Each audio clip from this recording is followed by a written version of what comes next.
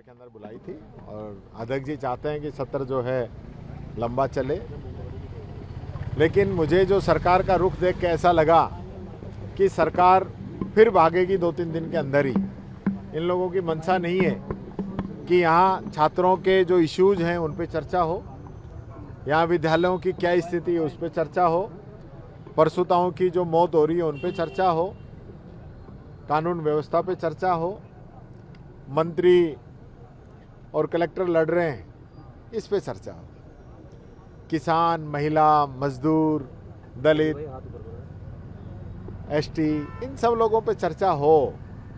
हमने प्रस्ताव रखा है और ये भी रखा है कि पहले दिन जो है एजुकेशन पे चर्चा कराइए, एजुकेशन की प्रदेश के अंदर क्या स्थिति है, विद्यालयों की क्या स्थिति है, टीचर्स की वहाँ पे क्या स्थिति है, इन सब चीज़ों का जनता के सामने पता चले और माननीय सदस्य जो अपनी बात रखें तो उसका कोई हल भी निकले।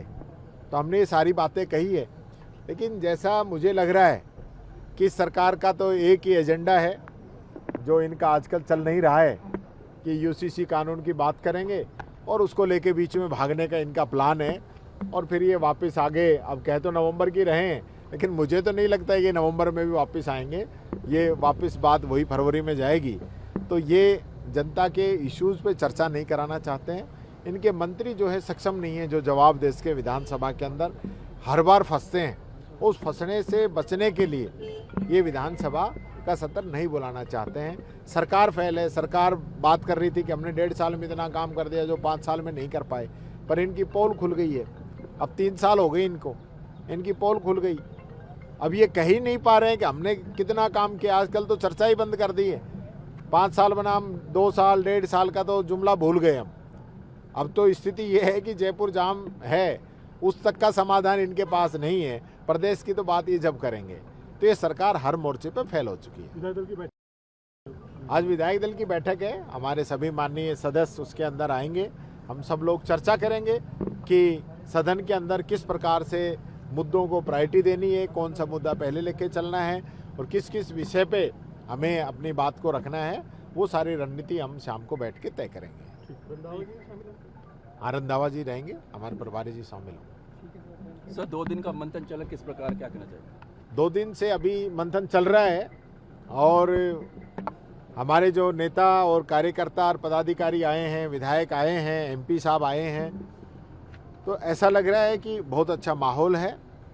उस जनता के बीच में हमारे लोग गए हैं। आज भी लोग कांग्रेस के समय को याद कर रहे हैं। कांग्रेस के समय में जो नगर निकाय के अंदर हम लोगों ने जो बजट दिया था, आज भी लोग उसको याद कर रहे हैं। आज सब जगह हालत ख़राब है, साफ़ सफाई हो नहीं पा रही है और जनता के इश्यूज जो है वो आ नहीं पा रहे हैं। पैसा गवर्नमेंट दे नहीं पा रही, तनख्वाही नहीं दे रही, विकास कार्य तो जब कराएंगे। तो ऐसी स्थिति के अंदर पूरे राजस्थान के अंदर कांग्रेस का अच्छा माहौल है। सब लोग मिल बैठ के एकजुट होकर इस चुनाव को लड़ने का काम करेंगे। रंधावा जी, अध्यक्ष जी, सब लोग मिलके पूरा फीडबैक ले रहे हैं हम और आने वाले समय में आप इसके रिजल्ट भी देखेंगे। पंचायत लॉटरी भी इन्होंने स्थगित कर दी है। अभी ये भाग रहे हैं, अभी तो पंचायत की लॉटरी स्थगित की है, अभी तो उससे आगे भी ये जा सकते हैं। ये तो कोर्ट के अंदर अगर हम नहीं जाएं और कोर्ट इनको 2-2 बार फटकार नहीं लगाए, ये कोर्ट के अंदर माफ़ी नहीं मांगे, इनकी कोर्ट के अंदर फजीयत नहीं हो, तो ये तो चुनाव ही नहीं कराते। ये तो जनता के बीच में जाने लायक है ही नहीं। किस मुंह से जाएंगे जनता के बीच में? कौन सा काम करा दिया जो जनता इनको वोट देगी? इसलिए जनता इनको माफ़ नहीं करेगी, जनता इनका इलाज करेगी।